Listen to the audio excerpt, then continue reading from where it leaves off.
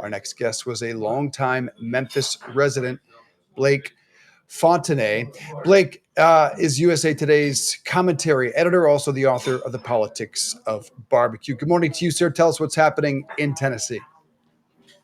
Well, good morning. I'm actually coming to you from Florida, but I'm a former resident of Memphis. I lived there at two different times during my career and have seen the crime issue sort of come and go throughout the discussion there over the years.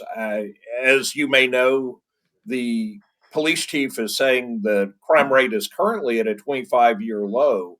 So they have had some recent successes, but historically, people who've lived in Memphis know that crime has been an issue there for quite some time.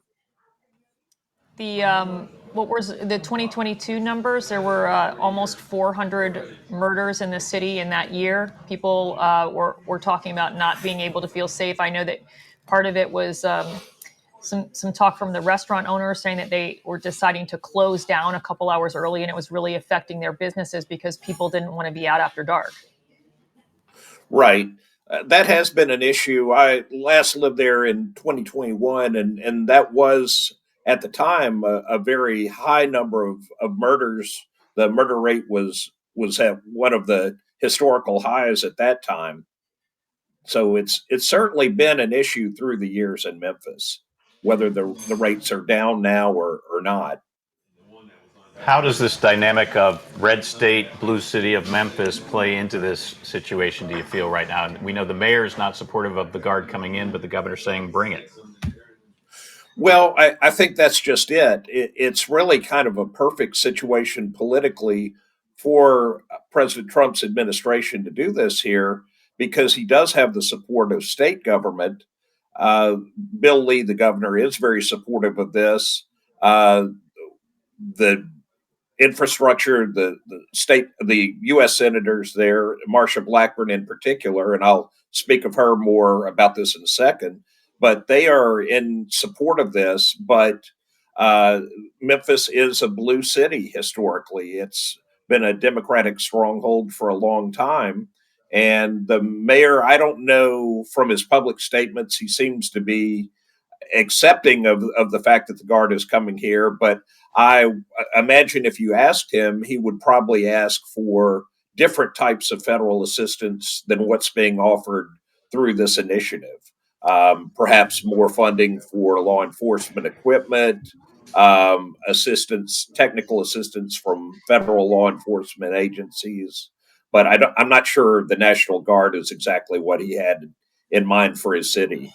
That's exactly correct. And that's what these cities across the country are asking for is actual support to hire more police officers to make sure crime is kept down long term, not just some short term bump while the National Guard stands over their city. I don't know if you've seen the reporting from ABC that several, in fact, more than a dozen prosecutions in D.C. have now been tossed out by judges because they clearly had not made the case to make these arrests. So in your estimation, will this type of deployment have a long-term impact on lowering crime rates?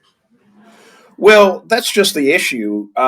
You can bring the Guard in, and I don't know where they're planning to deploy the National Guard troops. Probably if it's like the Washington model, it would be the higher profile tourist areas. Maybe you have them at Beale Street, Graceland, the National Civil Rights Museum. You may have them there for a period of weeks or months, but if they're going to be moving on, then what's the real long term benefit there? You've got it's sort of the analogy that one of our guest columnists made in a column that just went online this morning is it's sort of like if you're paving a pothole and then you pull the asphalt up so you can use it somewhere else.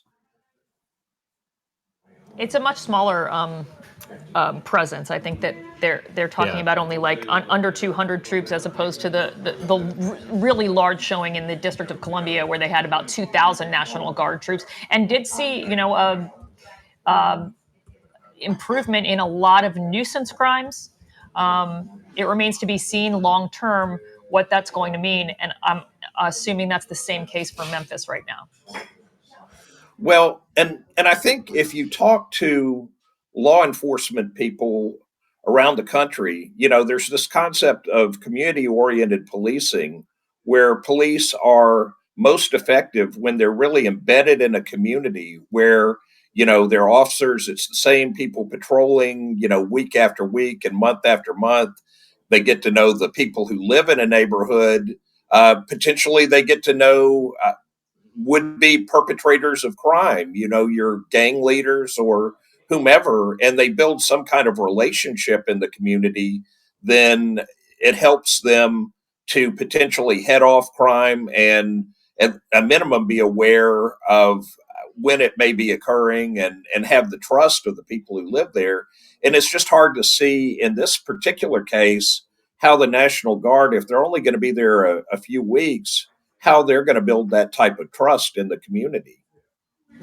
We'll wait and see what happens. Blake Fontenay, thank you for joining us here on Connecting America.